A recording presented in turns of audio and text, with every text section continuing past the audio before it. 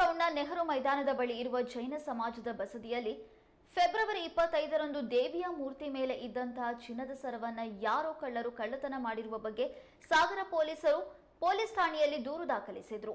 ಈ ಪ್ರಕರಣದ ತನಿಖೆ ನಡೆಸಿದ ಪೊಲೀಸ್ ತಂಡ ಪ್ರಕರಣವನ್ನ ಭೇದಿಸುವಲ್ಲಿ ಯಶಸ್ವಿಯಾಗಿದೆ. ಶಿವಕುಮಾರ್ ಎಂಬಾತನನ್ನ ಬಂಧಿಸಲಾಗಿದೆ. ದ್ವಿಚಕ್ರ ವಾಹನ ಕಳ್ಳತನ ಪ್ರಕರಣಕ್ಕೆ ಸಂಬಂಧಿಸಿ ಅಂದಾಜು ಮೌಲ್ಯ 15,000 ರೂಪಾಯಿಗಳ ಬೈಕ್ ಹಾಗೂ ಸದರಿ ಪ್ರಕರಣದ ಅಂದಾಜು ಮೌಲ್ಯ 21,000 ರೂಪಾಯಿಗಳ ಸರವನ್ನ ವಶಪಡಿಸಿಕೊಳ್ಳಲಾಗಿದೆ.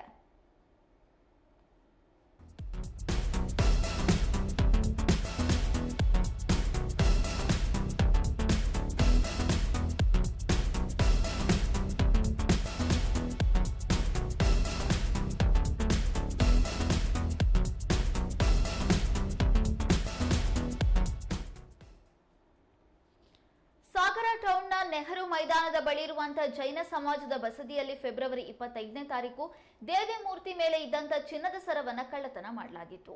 ಈ ಕುರಿತು ಸಾಗರ ಪೊಲೀಸ್ ಠಾಣೆಯಲ್ಲಿ ದೂರು ದಾಖಲಾಗಿತ್ತು.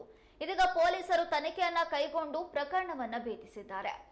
ಪ್ರಕರಣದ ಸಂಬಂಧ ಶಿವಕುಮಾರ್ ಎಂಬಾತನನ್ನ ಬಂಧಿಸಿದ್ದಾರೆ.